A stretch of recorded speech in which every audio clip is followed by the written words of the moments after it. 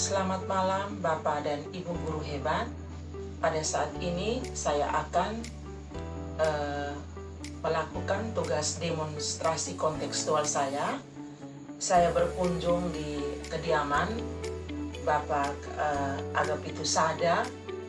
Beliau adalah Kepala Sekolah SMP Negeri 1 Nita. Selamat malam Bapak Kepala SMP Negeri 1 Nita.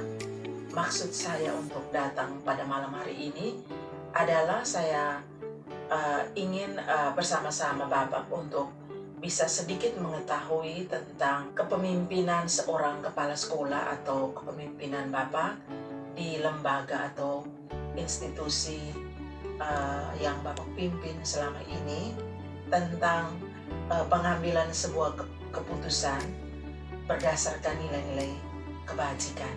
Pertama-tama, selama ini Bapak, bagaimana Bapak mengidentifikasi kasus yang merupakan dilema etika dan rujukan moral? Sesuai dengan pertanyaan Ibu tadi menyangkut penilaian etika dan moral, dari pengalaman saya sejak dipercayakan sebagai seorang kepala sekolah, saya mengalami satu dilema di mana seorang kepala sekolah untuk memberikan keputusan.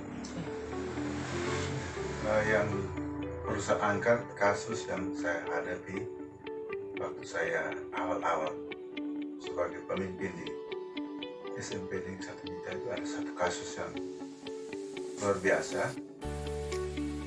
Enggak, entah saya benar atau salah, saya sudah mengambil sikap dari kasus tadi. 3 anak saya harus kembalikan ke orang tua. Itu awalnya pada waktu proses KBM, seorang guru bahasa Indonesia sedang mengajar, ini guru senior. Di saat dia mengajar, ada siswa yang menulis kalimat yang kurang pantas. Tapi sayangnya guru yang bersangkutan tidak tahu bahwa dia ini pada saat mengajar itu, dia tidak tahu bahwa anak melakukan hal-hal yang buruk terhadap dirinya. Kata-kata itu ditulis oleh anak di lembaran kertas. Ketika mereka tulis, kertas mereka dibuang-buang ke teman-temannya. Tanpa mereka sadari ada salah satu anak di kelas itu pilih itu kertas. Esok harinya dia tunggu di pintu gerbang, dia mau serahkan kertas itu kepada guru BP. Ibu Prinses datang, dia tanya ibu saya perlu. Dia kasih kertas itu ke ibu. Lalu ibu itu menghadap saya. Akhirnya dia serahkan kertas itu ke saya. Saya baca awal itu, ibu, saya rasa ngeri sekali. Saya bingung ini, saya mau buat apa dengan bapak ini? Saya mau panggil anak atau panggil bapak? Saya pilih. Tapi saya rahasiakan, saya tidak pernah ceritakan ke siapa-siapa. Saya hanya bergelut dalam hati saya bisa sikap seperti apa, saya bisa buat keputusan anak ini. Akhirnya saya panggil ketua komite. Kebetulan hari Sabtu Bapak Tua kan selalu datang. Ketua komite kami punya selalu datang di hari Sabtu, dia selalu ke sekolah. Dan saya ceritakan hal itu ke ketua komite. Saya ngomong dari awal tentang kasus itu. Lalu Bapak ketua komite, Pak Guru sudah sejauh mana ambil sikap? Dan saya ini masih pikir cara yang terbaik untuk menyelesaikan kasus ini seperti apa. Ya. Hari itu juga saya langsung suruh ibu Yani untuk buat undangan rapat presiden. Ya. Setelah kami rapat, dari keputusan itu kita panggil orang tua.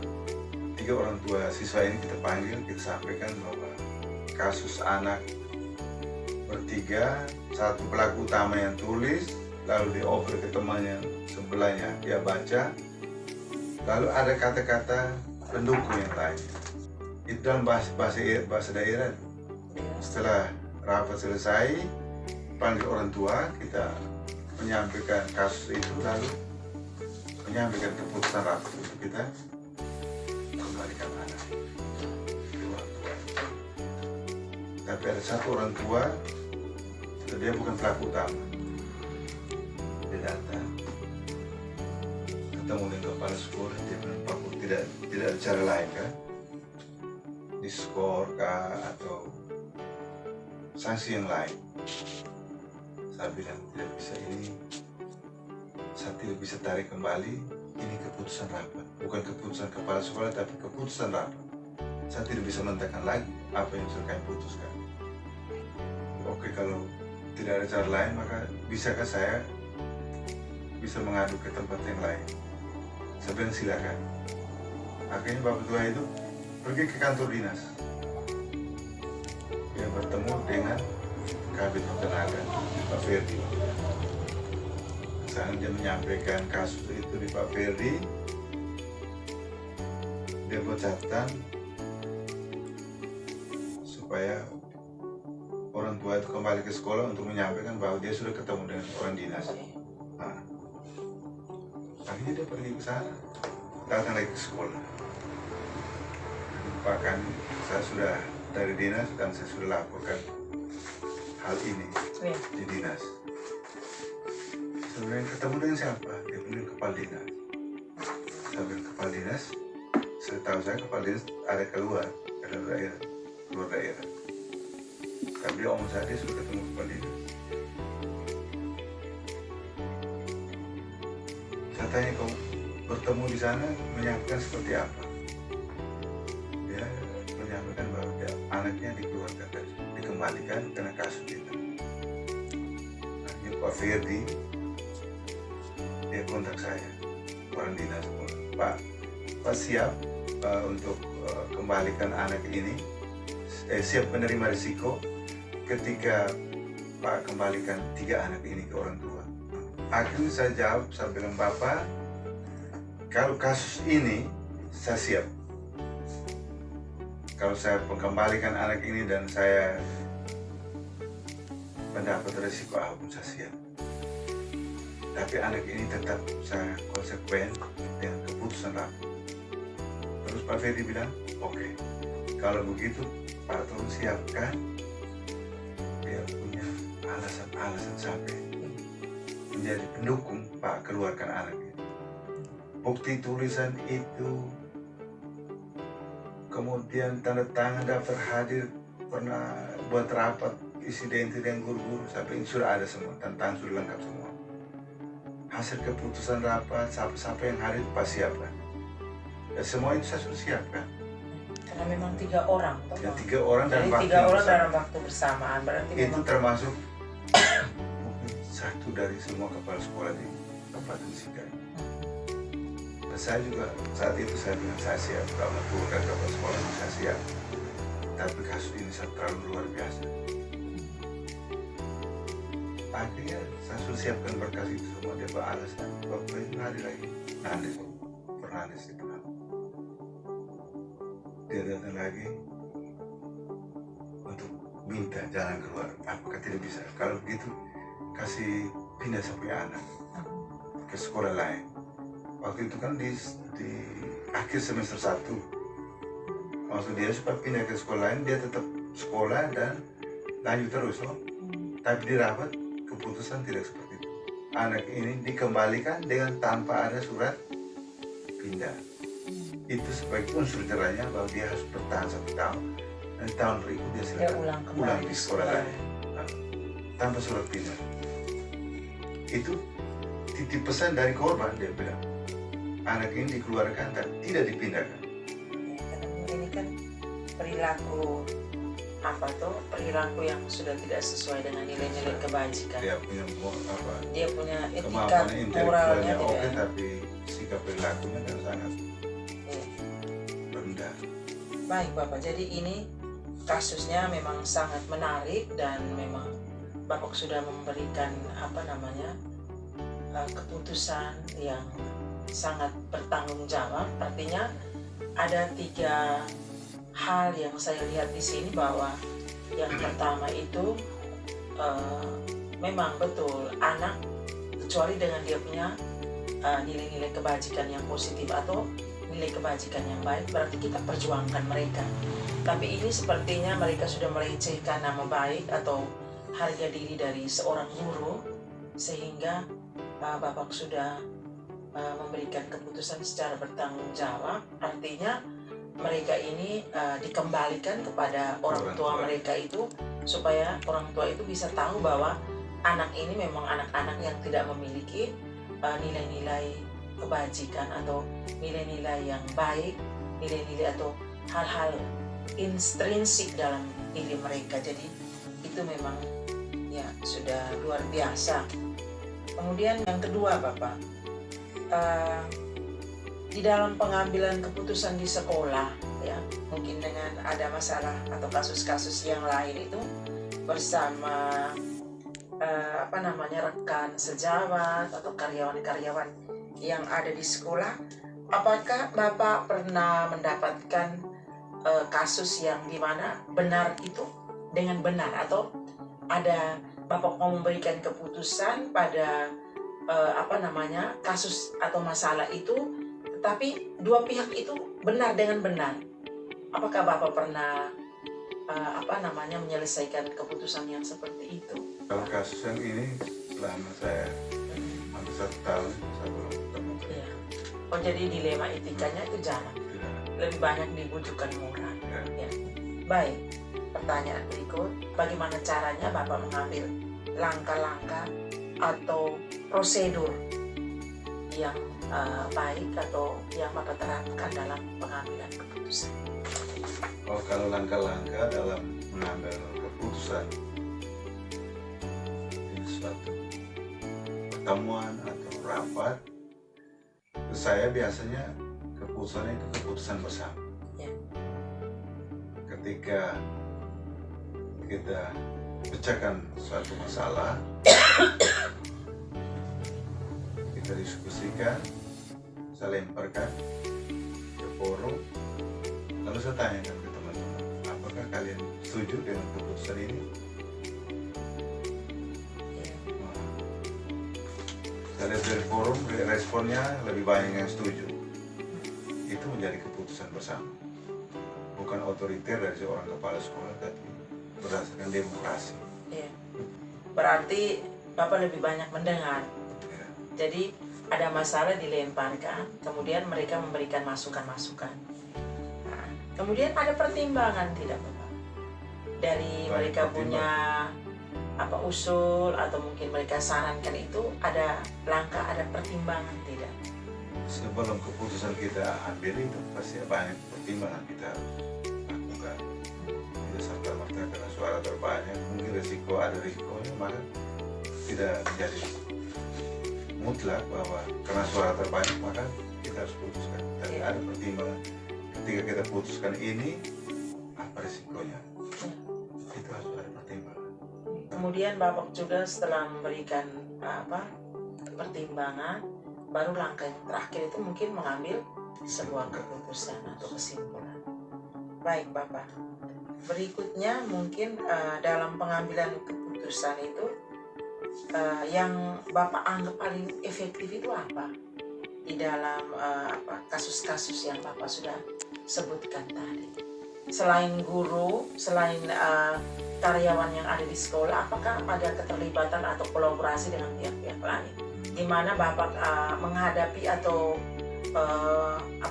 mendapatkan situasi di mana ada keterlibatan dari pihak-pihak lain? Pernah ada? Dari kepolisian. Ya, dari kepolisian. Kalau dari kepolisian itu kasus anak. Oh, itu juga masih dengan kasus anak. Orang buat keributan di sekolah asal mereka dari SDK Nikah keluar. Sore-sore mereka pergi main bola di kompleks sekolah, lalu orang angkat bola di sekolah itu naik ke jendela. Artinya pihak sekolah langsung mereka ke polisi, Polsek Nita juga datang ke SMP Negeri 1 kepala sekolah bahwa murid di sini rusak mereka punya halaman sekolah, main bola di dalam pot bunga mereka tendang, sepak, lalu curi lagi bola di dalam ruang kantor. Yang paling tidak disukai oleh orang tua, mereka isap rokok, dorong pakai kertas-kertas di dalam ruang kelas. Sehingga mereka lapor polisi, lapor sekolah supaya sekolah ambil sikap. Karena mereka sudah ada di SMP, tadinya mereka murid diminta keluar. Akhirnya orang tua menghadap, lalu kami panggil semua orang tua siswa itu sama-sama di sekolah, juga guru di SD itu hadir. Kita lakukan pembinaan. Kalau pembinaan dari pihak sekolah itu mereka yang pertama itu buat surat pernyataan, yang kedua mereka diskor tuh waktu itu selama 3 hari diskor. Nah, Ini anak-anak di sekolah atau anak-anak dari Nita Kloang tadi? Anak Nita Kloang yang sudah SMP. sudah SMP. Oh, jadi Dan mereka nih buat keonaran di SD mereka. Oh, mereka naik ke SD mereka. Lalu dari pihak kepolisian mereka dibina di sana. Dibina di kantor polisi, cabut rumput. Oh, mereka diskor 3 hari tadi, tapi mereka diarahkan untuk ke kantor polisi. Tidak sekolah 3 hari, mereka ke kantor polisi. Di sana itu mereka bersihkan lingkungan di sana, cabut rumput, bentuk pembinaan selama 3 hari. Tapi masalah mereka diselesaikan di kantor polisi. Setelah itu baru polisi yang datang bawa lagi mereka untuk masuk lagi sekolah. Jadi pembinaan selesainya di situ. Nah, itu juga masih dengan rujukan moral, Bapak.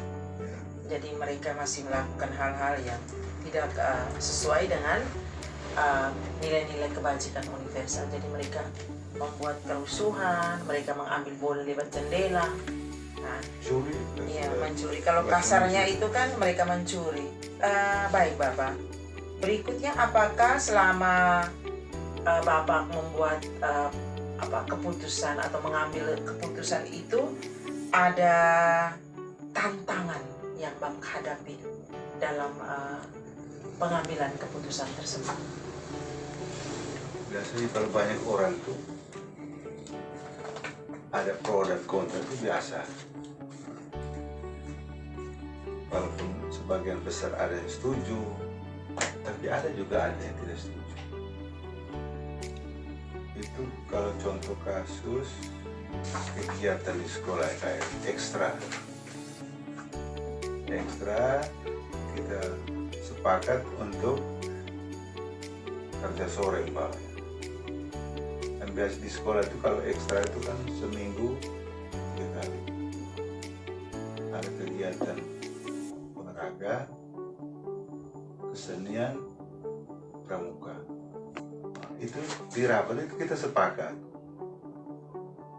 Tapi terkadang realitanya ketika proses pelaksanaan itu ada yang tidak hadir. Itu artinya mereka setuju hanya di pertemuan tapi pelaksanaan tidak ada. Maka kesimpulan saya bahwa mereka tidak puas dengan keputusan yang sudah diambil. Baik. Kemudian dalam pengambilan sebuah keputusan itu adakah orang-orang atau pihak lain itu yang sangat membantu Bapak di dalam kebersamaan atau kolaborasi yang Bapak merasa bahwa dia itu juga bisa membantu Bapak untuk mengambil sebuah keputusan? Saya biasanya minta pendapat dari guru-guru yang senior. Kan ada yang junior banyak di sekolah. Saya juga mau dengar suara, karena mereka mau ngomong takut. Saya selalu minta guru-guru muda tolong kasih pendapat dulu. Orang juga bersuara. Jadi tergantung dari masalah yang dihadapi pada saat itu. Jadi tidak terikat ya Bapak.